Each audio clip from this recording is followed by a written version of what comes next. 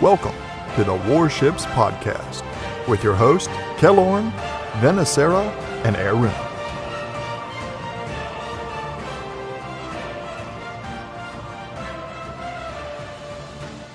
Hello and welcome to episode 107 of the Warships Podcast. I'm your host, Kellorn, and Arun's here with me today as we talk about what's new in World of Warships.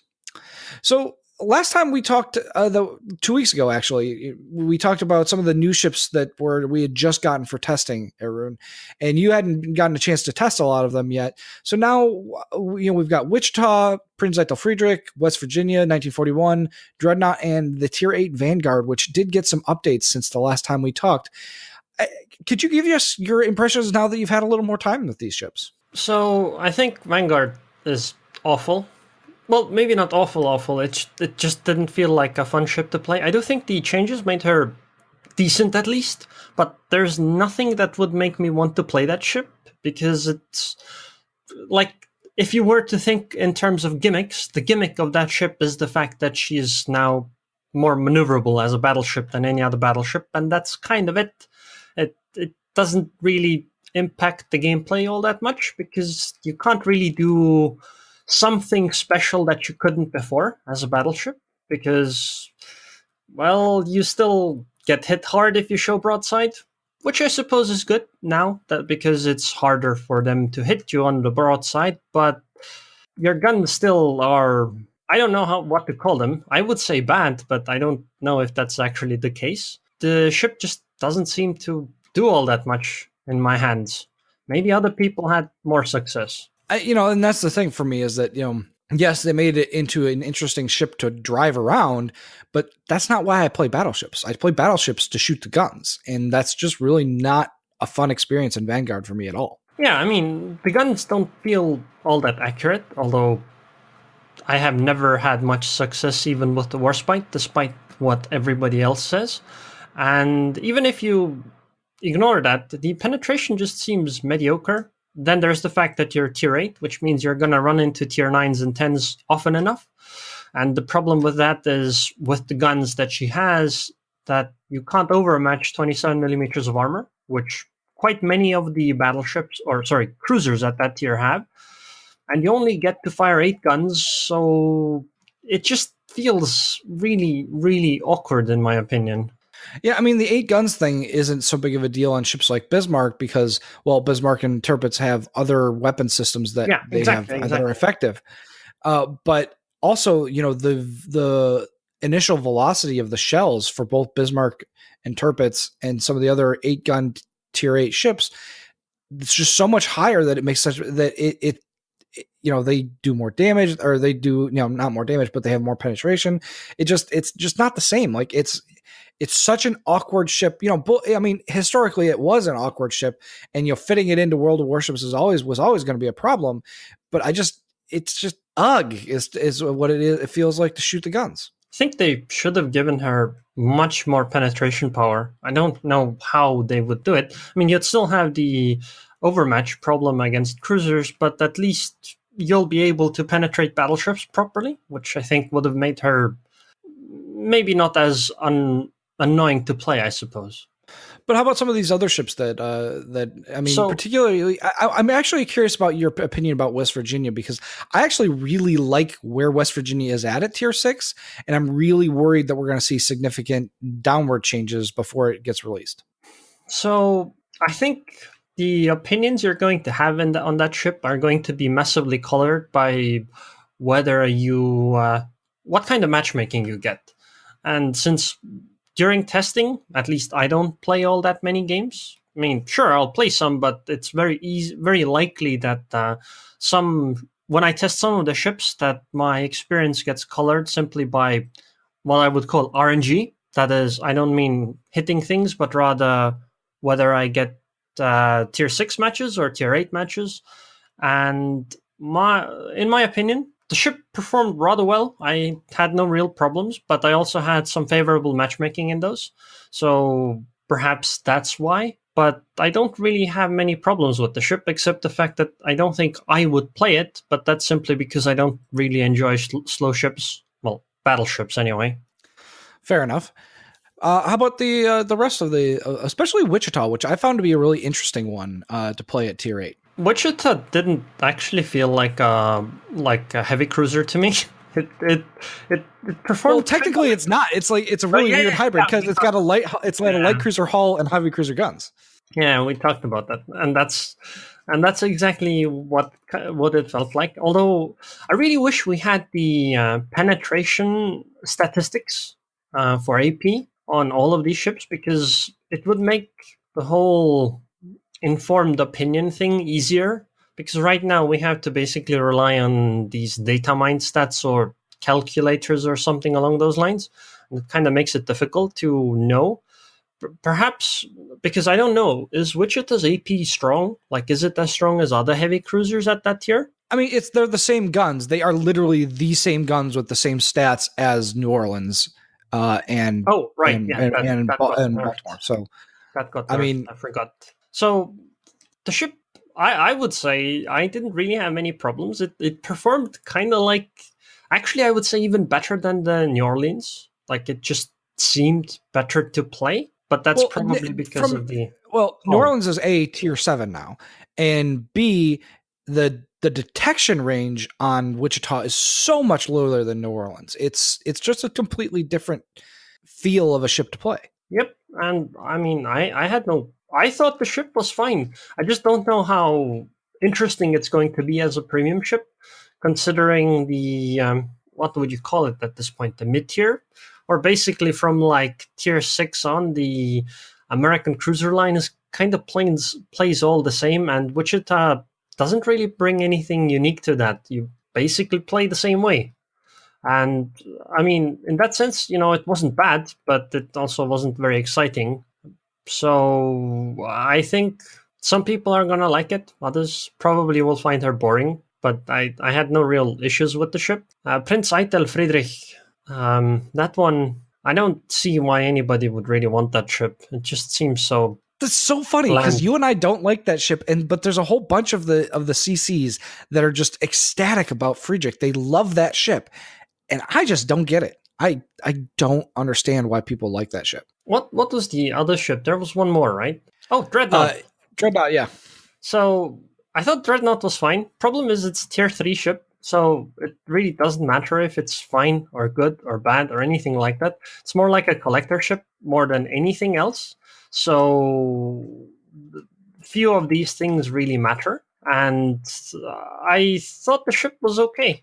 Like, it looks cool. Although I would say the camo is a bit... doesn't really seem like a camouflage when the perma camo looks exactly the same as the ship with no camo. But I mean, maybe it's on purpose, because it may not. It may just not be working properly. I mean, we may just not see it. So. But maybe it is on purpose, because at some point, you do want, maybe it's intentionally made it so that we get to see what the actual hull looks like instead of the colorful things we see all the time in the game. Entirely possible. It's and hard, I don't hard think to say. So her concealment got nerfed, and I don't think that made any difference. I don't see anything different from that now than what it was before. I mean, sure, she'll probably perform slightly worse, but again, it's a tier 3 ship. Almost everything else matters more than the concealment thing. Yeah. Was there any other ship?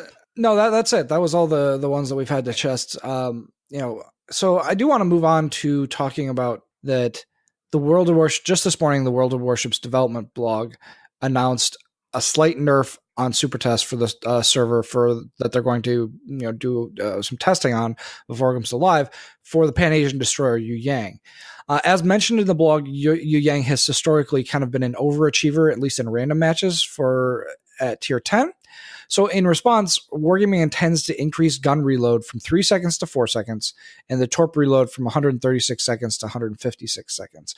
But they are going to keep the smoke the same and the option to have radar as well, or in lieu of the smoke. So I guess, Arun, my biggest question is, was this a warranted nerf for Yu Yang? Compared to the other tier 10 destroyers, I would say yes. Or not compared to the other ones. I would say compared to the gearing, yes, absolutely. Because Yue Yang had the same damage output as the Gearing because they had the exact same reload, exact same penetration, exact same HE damage. All of those things were the same. Yue Yang just had slightly more range. That's literally it. And then it gets even better. Yue Yang is faster. Yue Yang is more maneuverable. It's only faster ever so slightly, though. But ever so slightly more maneuverable. Slightly better concealment. And that just makes you go, well, cool. But what about the Gearing? And, I think it's a valid thing. And because of that, Yue Yang also could equip Radar, which made her quite annoying as a destroyer to play against her. And she has deep water torpedoes, which make her quite dangerous to cruisers and battleships, and I can see why she would perform better than expected. Now, if I compare her to something like Harugumo, I would go like, are you serious? Why would you nerf Yue Yang when Harugumo is in the game? Because I feel like Harugumo is just so insanely strong. And if you look at ships like Z-52 and Shimakaze and forgot the name of the ship, and Khabarovsk, Grozovoi, sorry. If you compare it to them, then Yue Yang basically had a really strong place in that lineup as well, because they all played kind of differently. But now she's going to be slightly worse, but I guess she still plays kind of differently from the other ones, so she'll still have her advantages, but also disadvantages. Although I do wonder if daring might not make her life a bit miserable now, especially since she doesn't output nearly as much damage. But I guess we'll see. So one interesting aspect is, I was talking with my clan ZR about this this morning when we got the nerf, and NK made a really interesting point. He said that essentially what they've done is changed it for random battles, but the way that Yu Yangs are used in clan battles and should be used in ranked really doesn't get nerfed at all. Essentially, that for clan battle strats, you use the Yu Yang as either as a radar picket ship or as a smoke ship, usually as a radar picket ship. Now Yu Yang will not be able to take GD duels that it could before. But you usually don't want to do that with Yu Yang anyway. If your Yu Yang is revealed, the Yu Yang did something wrong. So, it's a big nerf for random battles, but at the same time, it doesn't affect how Yu Yangs are used in clan battles at all. So it's an interesting thing that, that this is entirely, or appears to be entirely, aimed at the random battle aspects of Yu Yang, without it being with the clan battles people saying, hey, we don't care, that's gonna be fine. That's beautifully put. Yeah, it was an interesting point. So, I mean, I don't know. I don't particularly find Yu Yang to be in clan battles overpowered. So maybe it's just really subtle and good development by the wargaming people. I think that there's going to be a lot of Yu Yang players that are going to be upset, particularly because of your Harugumo comment. It does feel like Harugumo is now kind of in a class by itself in a lot of ways. Well, I wouldn't quite put it that way. I think I think there's the what you expect from normal destroyers, I call normal, and then there's the destroyers that play differently. The destroyers that play differently, I would consider at least at tier 10 is Shimakaze, Z-52, Khabarovsk, not Grozovoi, Khabarovsk, right? Because they just do completely different things than normal destroyers do. Shimakaze basically tries to never fire her guns, for example. Khabarovsk basically never caps. And Z-52 is incredibly dangerous to any destroyer that goes close because of the hydro and smoke combination. And I think the Harugumo fits there decently because she brings so much firepower that even battleships have to be afraid of her. And I think the other destroyers kind of fit into the normal destroyer class because they play like you're used to with destroyers. They don't do anything particularly different. And so I think looking at Harugumo in terms of the pure stats, she might seem very strong, but I mean, you're not going to take Harugumo as a ship to cap bases in clan battles, right? It doesn't fulfill that role at all. No, and I struggle to see Yu Yang as a like not an initial cap or either in a lot of ways. If like just DDs in general, usually the free caps, sure, they'll pick up the fast destroyers will pick those up, or your fast cruisers will pick those up if you're running a cruiser only strat. But at the same time, the Yu Yang is deadly to other destroyers when it can radar them, but I don't know, you don't want to give that up too early. Like I really have seen, the people that try and use their destroyers aggressively early in clan battles, those are the teams that lose. And they don't get an advantage for being aggressive with their destroyers that early. So we're agreed that the nerf isn't that bad and seems justified? I guess. I mean, I think that there's going to be a lot of people that are upset about it. So I do expect a lot of backlash from the community, but from the perspective of somebody that doesn't play a lot of Yu Yang, in fact, I don't even own the ship, I don't think it's that bad. So maybe I'm just out of touch with the Yu Yang player base. Well, I would say that if the people that are going to be upset about Yu Yang changes are upset because of the torpedoes, I would actually recommend that they go and down tier themselves into the Changmu, because if you look at Gearing does get Fletcher torpedoes, but Yu Yang does not get Changmu torpedoes. And Changmu torpedoes, in my opinion, are better than Yu Yang's because I think they hit harder and they reload much faster. Yeah, I think they reload much faster. And if you go like full torpedo thingies on the Changmu, you can actually kind of rival the Asashia, except that your torpedoes can't go 20 kilometers. In terms of like how little time people have to react to the torpedoes and how many of those torpedoes you can put out, which is pretty cool to play as a ship like Changmu, because she can also hit cruisers and actually fight other DDs. Yeah, no, Changmu is and so, and then we get back to tier 9 is just such a weird tier sometimes. Like there are a various number of ships where the tier 9 ship is, arguably as good or better than the tier 10 ships. So, Fletcher and Gearing, Changmu and Yu Yang. But then you get into situations and like Yamato. Well, no. Then you get into situations like that, Izumo and Yamato, where it's the opposite. The tier 10 is clearly better than the tier 9. The other one that occurs to me is Ibuki and Zhao. I mean, Ibuki is the biggest pile of garbage at tier 9, in my opinion, and Zhao is one of the best cruisers at tier 10. If they put Miyoko at tier 9, made it a tier 9 ship, I think I would prefer the Miyoko without any changes, except I can equip the tier 9 and tier 8 upgrades. I think I would pick Miyoko over Ibuki. That bad, huh?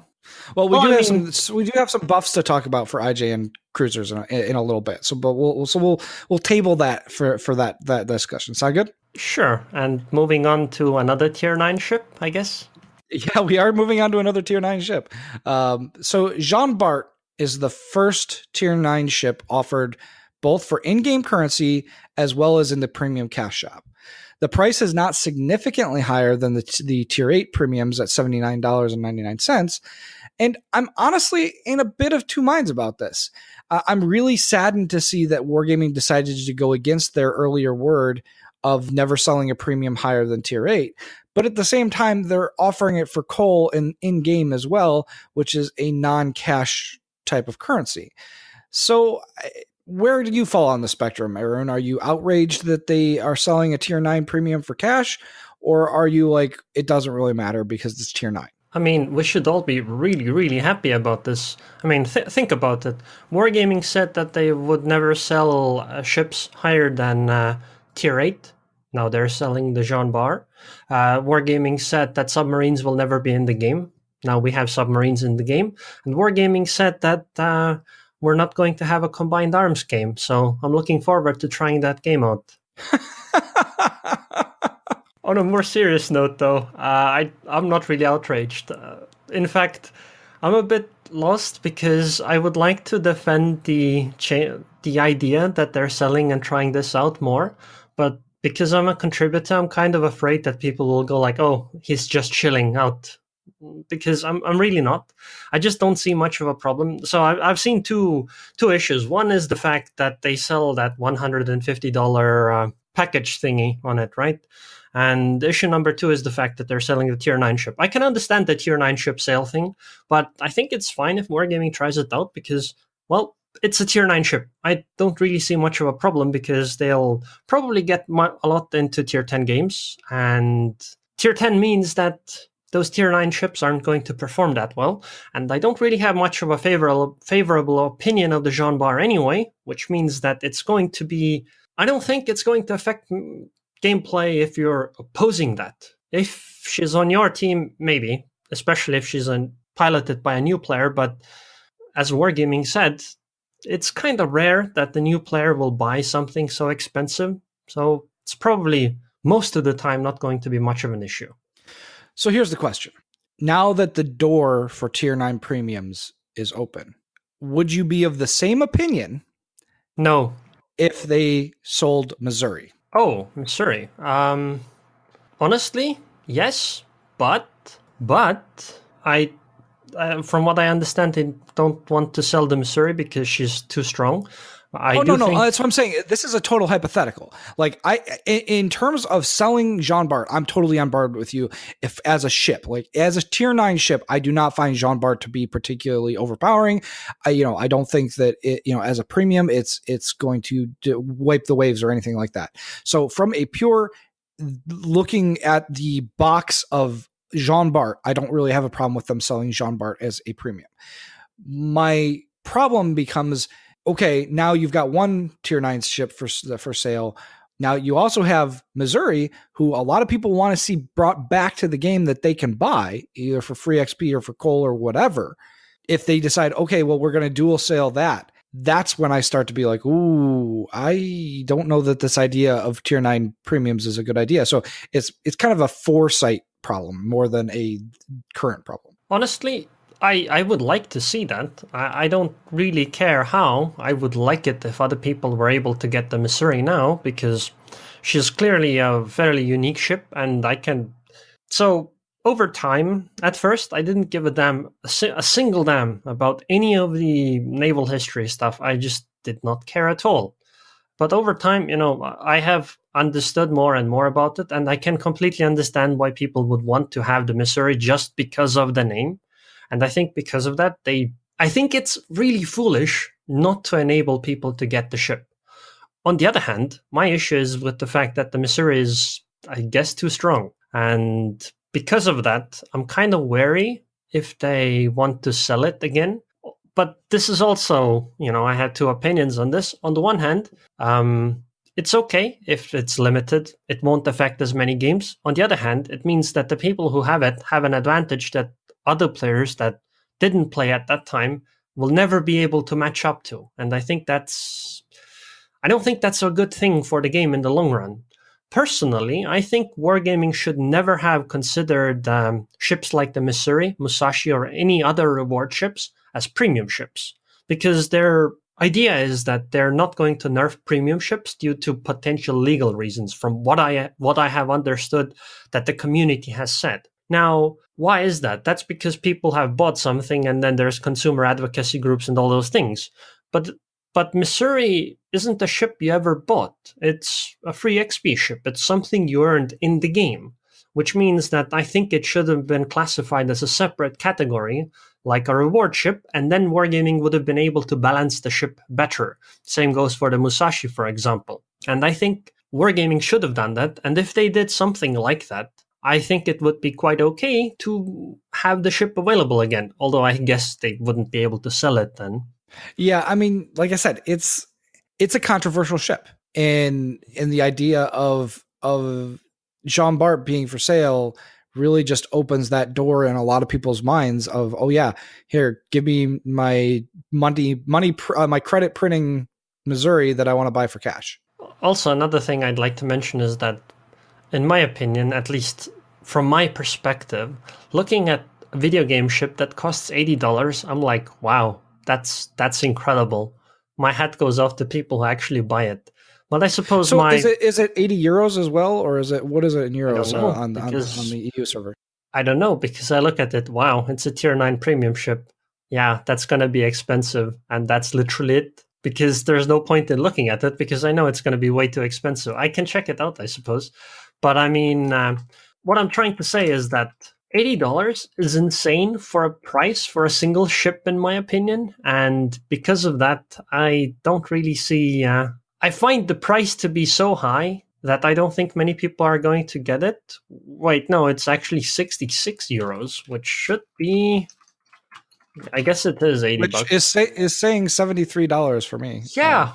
Wow. That's surprising. So it's cheaper to buy it on the EU server. You heard it here first, folks. If you want Jean Bart, buy it on the EU server. Oh, it's some kind of a special offer, although maybe they're all special offers. I don't really use the premium store that often. I mean,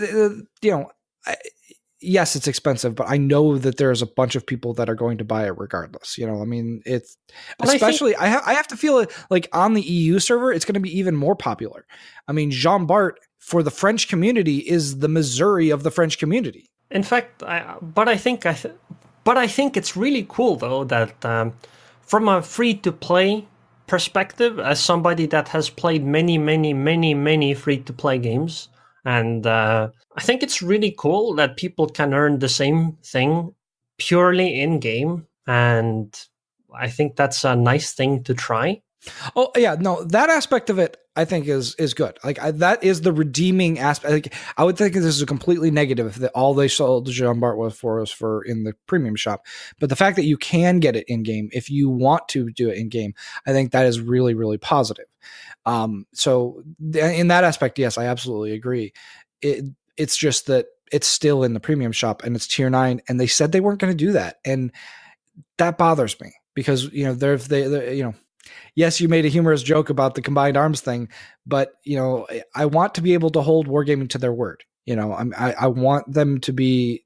I want to trust them, and this is just one little crack for me. Would you be less bothered by it if you needed to own some other tier 9 ship before you could buy it? That's a really interesting question. I don't know. So for me, that's literally the only thing I care about in those terms, because the only negative I can see is the fact that new players can get into high tier games and affect the experience of other players negatively. Other than that, I don't really see much of an issue from my perspective. I mean, in that sense, yeah, I guess if that were the case, I mean, it's not, obviously, but if you did have to own a tier 9 ship to buy a tier 9 premium, or even if you had to own a tier 10 ship to buy a tier 9 premium, I think I'd be okay with it. What do you guys think? Yeah.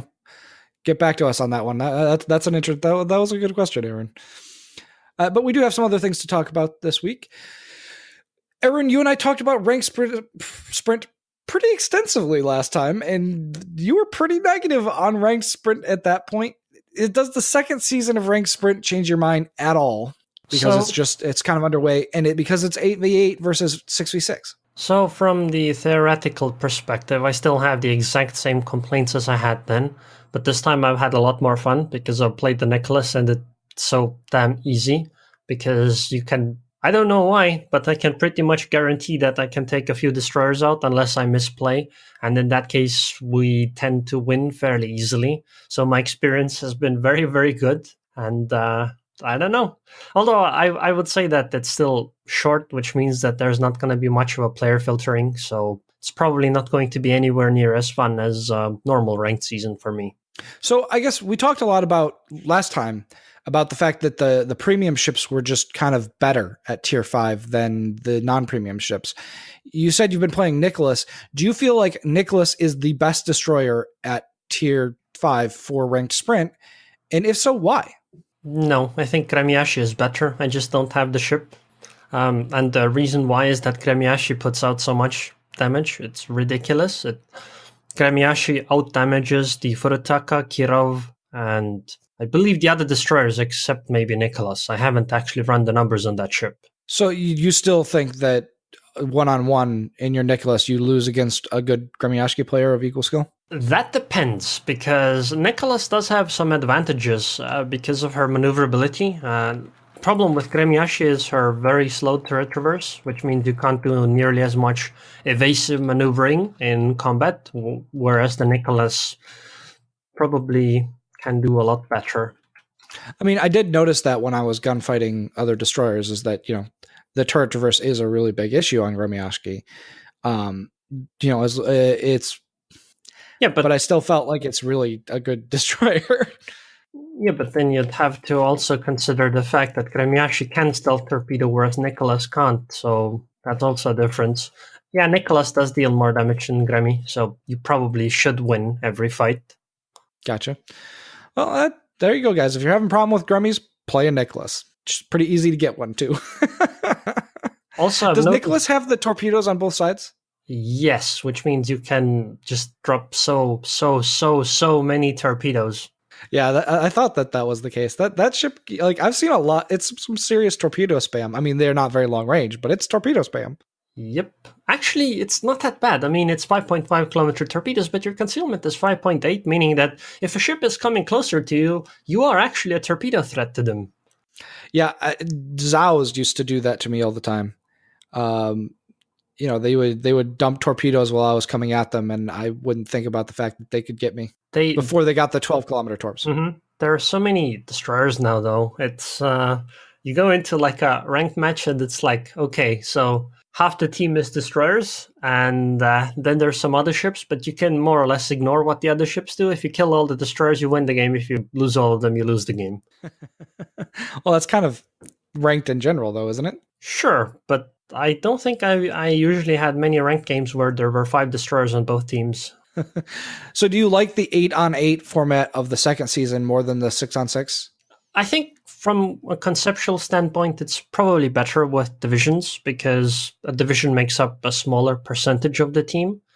But other than that, I don't think it really made much of a difference. I think it's probably good, though, because usually what happens is that both teams take one cap and then they fight over the last cap. But if you have 8 players, I think it's more likely that somebody might try to sneak around and take the back cap, and you'll actually have to consider that somebody might flank you. Whereas in a 6-on-6, it's a lot more rare because if one ship tries to flank you, you only have to fight 5 ships, and 2 of them are destroyers and 2 are battleships, and one's a cruiser. You probably know where most of them are at all times. Yeah, no, I like the 8-on-8 a little bit better too.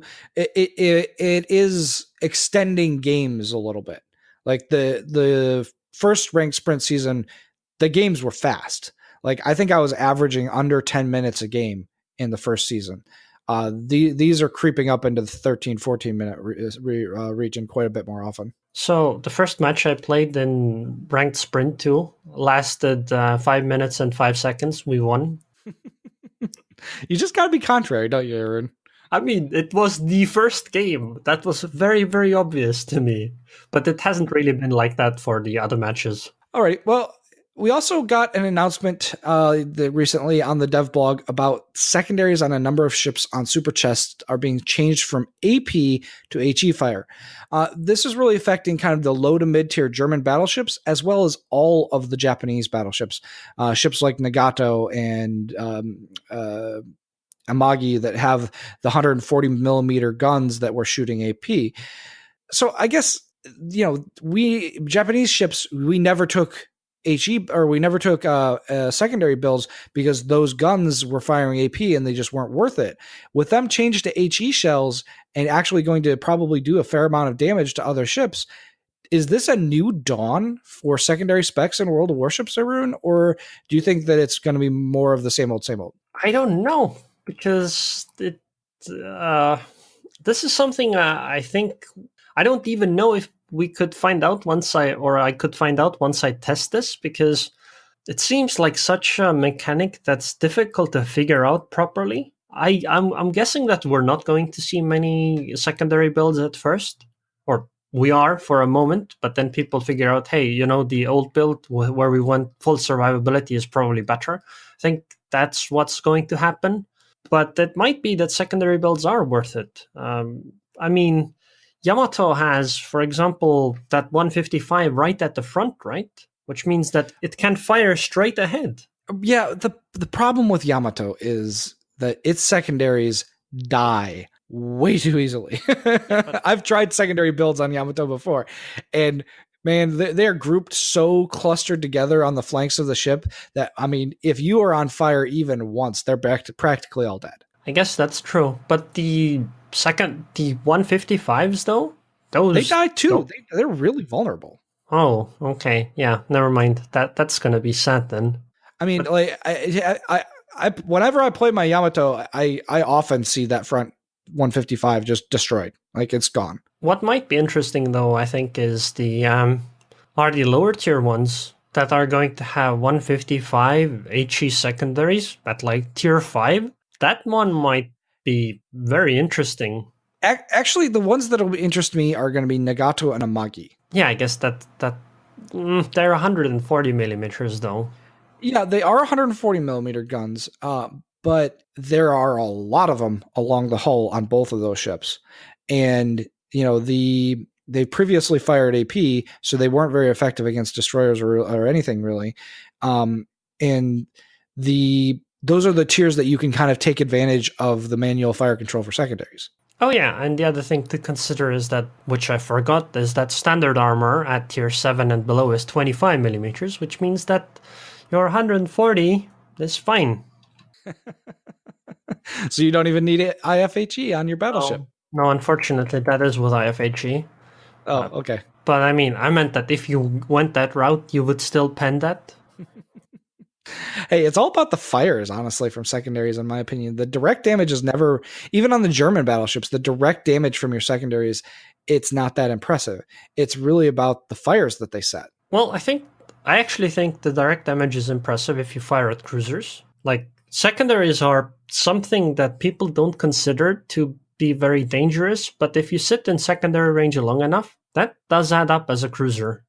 Yeah, I don't often target cruisers. You know, I usually consider the destroyers and the battleships to be bigger threats, and so I usually focus on those. But you're right. I mean, cruisers are vulnerable to that fire. By the way, did you see that they're nerfing the Chikuma? Can you believe that? I don't really think it needs a nerf, but hey, whatevs. But, you know, they may be nerfing Chikuma, but they are buffing the other IGN cruisers, which is our final topic of the week. You know, all on Super Test, all IGN 203 millimeter guns except Zao are receiving an accuracy buff to bring them in line with the current Zao accuracy. In addition, the Miyokos are getting a turret rotation buff, and Ibuki is getting a 9% reload buff to its shells. So it's going to go from 15 seconds to 13.7 seconds.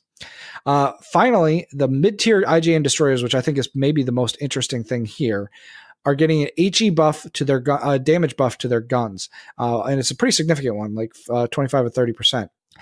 These changes, in particular the woeful state of Ibuki, seem to be warranted to me. But honestly, the question for me is, are they enough? You know, particularly is the concern to me that IJN cruisers are kind of notoriously vulnerable to battleship fire. And these changes do nothing to help them with just getting deleted with their enormous citadels. So everyone, you know, do you think that IJN cruisers were in a bad enough spot that they needed this buff? Like I think they do. And, you know, if you do, is it a big enough buff that, or do they need more, especially in the survivability area? I think it's hard to say. IJN cruisers are actually they output a lot of damage, except Ibuki. And I think Ibuki's buff is going to be interesting because few people noticed this before, but Ibuki's reload is 15 seconds. You have 5 turrets with 2 guns each, and they fire 203 millimeter caliber HE shells that deal 3,300 damage. And then there's the 2 tiers below, Miyoko, that has 5 turrets with 2 guns each that fire 203 millimeter HE shells that deal 3,300 damage, except she has 14-second reload for some reason. So the tier 7 Japanese cruiser literally deals more damage than the tier 9 one. And I think I did call Ibuki woeful. I understand that. I just wanted to explain why.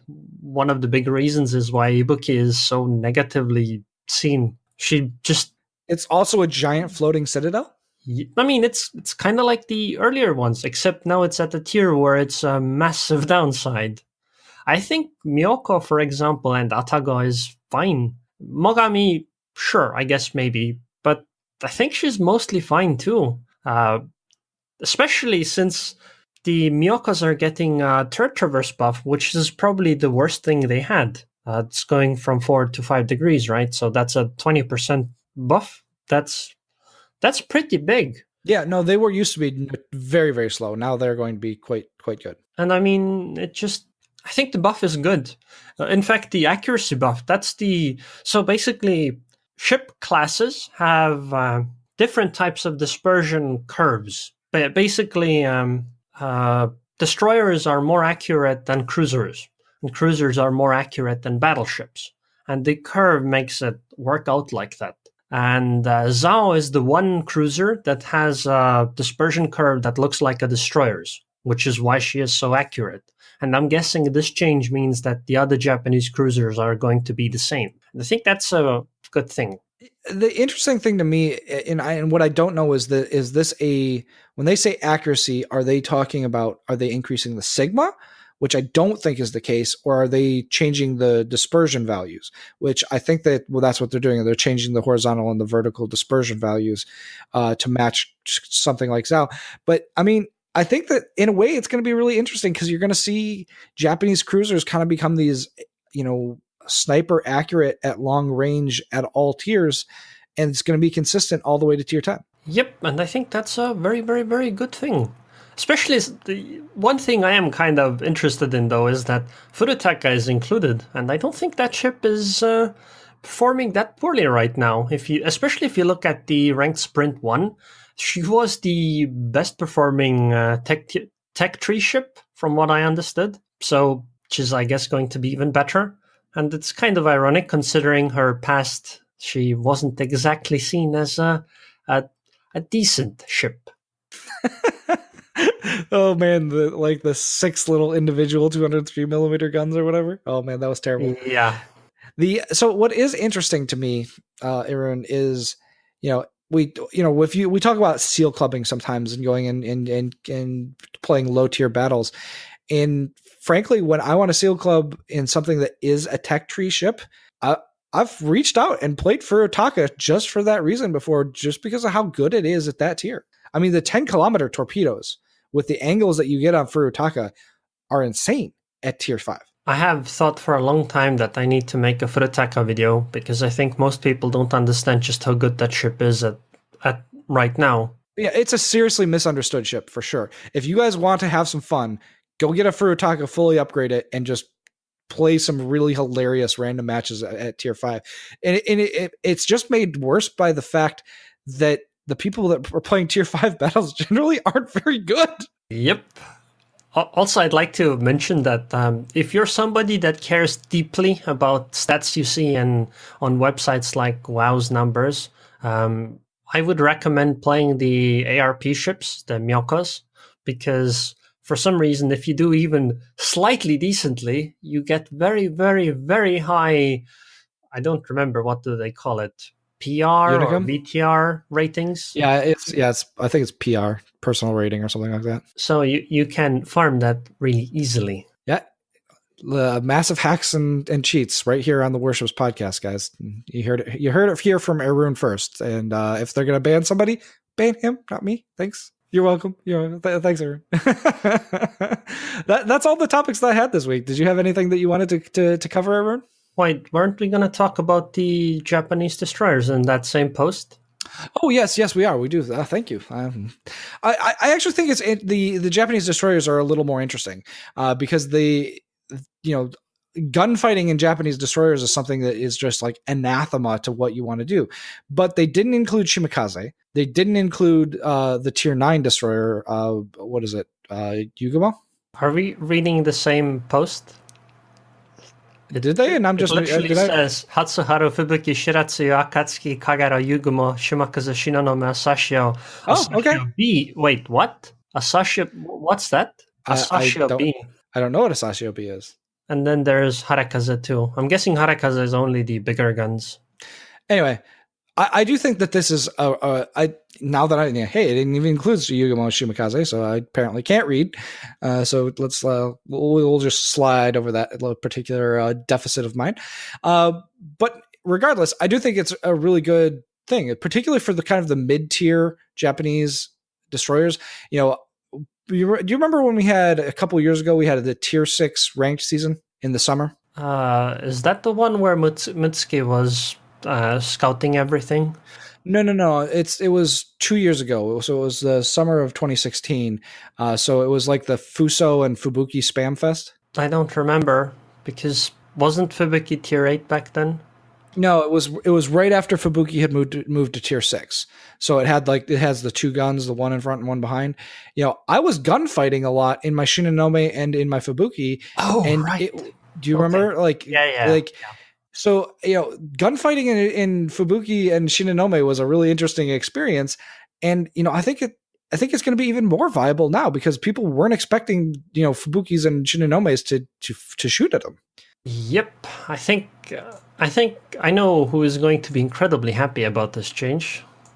Streps probably loves it because his favorite ship is Yugumo. And Yugumo getting buffed, especially in the gun department, is going to make him really happy. One of the other interesting changes here is, you remember when we were covering Asashio back when it was first coming out? One of the big things that we all complained about was the fact that the guns on Asashio were just terrible. And I don't think this magically makes them good, but they're less bad than they were. Hey, you know what? I killed another destroyer with Asashio guns. They're okay? What was it? A destroyer with 1,000 health? Yes. Yeah, that's what I thought. I mean, that's the thing, is like, Asashio to me is literally the Vulture of World of Warships at tier 8. I mean, you go after ships that either can't fight back, battleships at long range with your stupidly fast torpedoes and crap, or you go for the destroyers that somebody else took down to like nothing. Did we actually mention what the buff is? I don't think we did. Would you care to elaborate? Sure. So the destroyers I read out before, the Japanese destroyers, their HE alpha damage is being increased from 1,800 to 2,150, and fire chance goes from 7 to 9%. So they hit harder and set a lot more fires. Yeah, actually, that's more than a 20% buff. Yeah, no, like I said, it's not insignificant. That's for sure. I mean, and honestly, the fire rates on most of those guns aren't bad. Now, the turret traverses tend to be terrible, but hey, you can't have everything, right?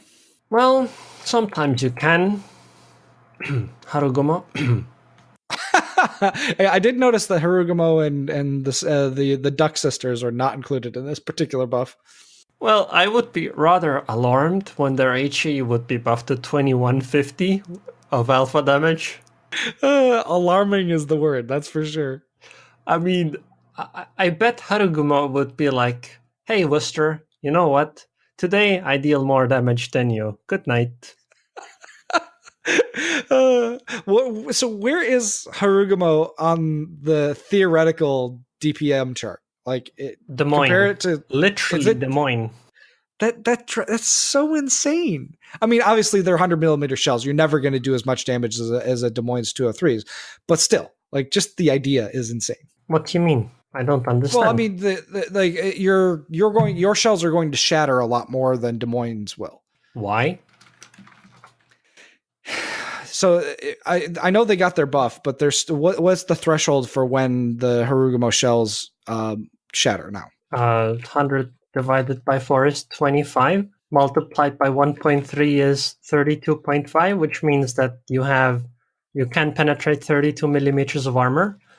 Okay, throw out everything I just said, and let's just crown Harugumo the new DPM maniac of this freaking game. Good. I didn't realize it was that bad. Oh my god. I mean, you said that, and I was thinking like, okay, so Des Moines can penetrate 32 millimeters, while Harugumo is 32, but I don't think there's any armor plates that are 33. Oh man. Yeah, where's this game? What happened to this game, man? Like, where are we even at? You know those French ships like the Jean Bar? Well, if you're in that ship and the Harugumo opens up to you, Good luck. No, I wanted to say, well, that's why you have engine boost. Well, they are going to go backwards, right? No, I mean, you probably have to turn around, otherwise you're going to die before you get anywhere. Oh, actually, Put up the white flags. Actually, I noticed one other thing just before we started. Apparently, Haruguma can equip the range upgrade stuff, and I wonder if that might not actually be worth it, because Haruguma is one of those ships that might just want to have that range to be able to open up fire on a stationary battleship, because no stationary battleship is going to be like, all right, today I'm going to take 400 hits from a Haruguma. Just no.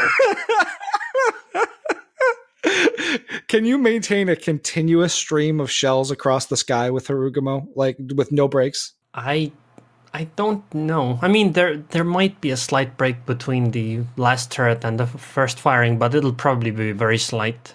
I'm just imagining like what is it with the range upgrade, like 17 kilometers? Yes. Okay, so 17 kilometers of just pure fire rainbow across the sky. I mean, it's the reason why this might be worth it is that you can sit behind like an island really far away. And so even if you don't have a smoke screen, the battleship is gonna be like, yeah, please no, I want to go elsewhere. Oh man. Alrighty. Well, I think that's all we have for this week. We'll end it on a funny, a bit of a funny note. I'm actually in Chicago next week for a work conference, so there will be no episode this next week. But we will see you guys the week after that. As always, follow us on Facebook at facebook.com/Warships Podcast and Twitter at Warships Podcast for updates between episodes. And don't forget to check out Arun on YouTube and Twitch as well. We of course want to thank our amazing Patreon backers. You guys are the ones that make us able to put these show on a weekly basis. So if you're interested in supporting us, please consider becoming a Patreon backer yourself. Even $1 an episode does help us out. Take care, everyone, and we'll see you next week.